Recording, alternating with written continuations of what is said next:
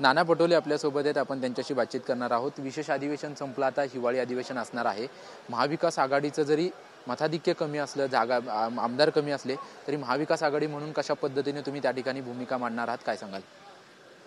बघा, महाराष्ट्रामध्ये खूप साऱ्या अडचणी आहेत आणि हेच सरकार आता कंटिन्यू झालेलं आहे।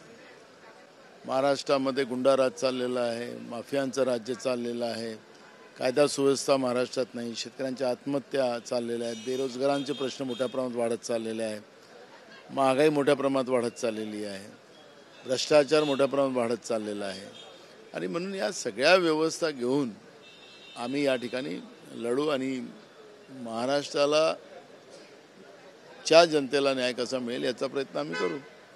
विरोधी पक्ष नेत्यासाठी नेतेपदासाठी आपलं महाविकास आघाडी आग्रही आहे। काल देखील भेट घेतली होती, तर अजून त्याच्यावरती काही रिप्लाय आलेला नाही। ठाकरे गटाकडून देखील नियमावलीचं पत्र दिले, त्याला देखील रिप्लाय नाही आलेला।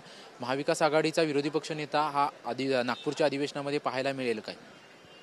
बिलकुल होईल, त्याला काय, आखरी विरोधी पक्ष नसेल तर सत्ता पक्षच काही कामकाज नाही करू शकत।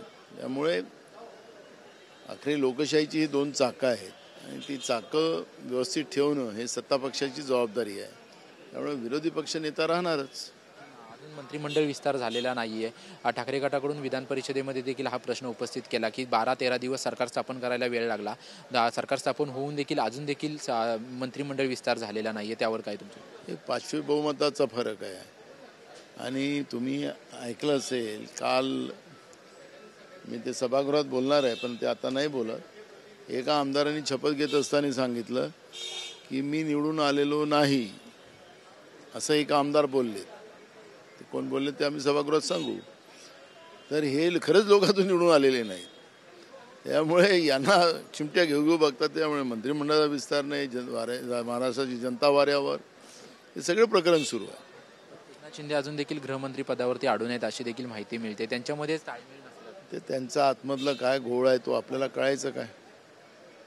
बेळगावच्या प्रश्नावरून बावनकुळे यांनी ट्विट केलेलं आहे की विधानसभेमध्ये सावरकरांचा जो फोटो होता तो तिथल्या सरकारने हटवलाय, अशा प्रकारचं ट्विट जे आहे ते त्यांनी केलेलं आहे। ते आम्हाला माहिती नाही, त्याच्याबद्दलची प्रतिक्रिया द्यायचं काही कारण नाही। बेळगावचा प्रश्न आहे, त्याच्या संदर्भात तुमची भूमिका काय? कारण ठाकरे गटानं आज दोन्ही वेळा सभागृहातून त्याग केला, राज्यपालांच्या अभिभाषणावरती देखील बहिष्कार टाकला, सकाळी देखील अध्यक्षांच्या वेळेस देखील ते बाहेर आले। कशासाठी त्याग केला त्याचं आम्हाला माहिती नाही, पण एक गोष्ट आपल्याला सांगतो की आपल्या देशाचे प्रधानमंत्री जगामध्ये कुठेही काही लढाई झाली, युद्ध झालं तर ते समझोता करण्याचं काम हे करतात। तर महाराष्ट्र देशामध्ये एखाद्या सीमावादाचा प्रश्न निर्माण होत असेल तर त्यांनी ते करावा।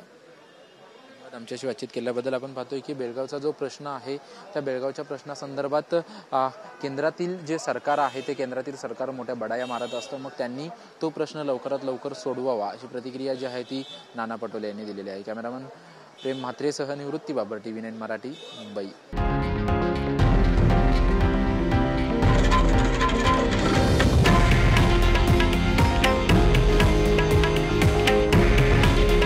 हे आहे देशातील नंबर 1 न्यूज नेटवर्क आणि आपण पाहत आहात TV9 मराठी। काळजी तुमची, हित महाराष्ट्राचं।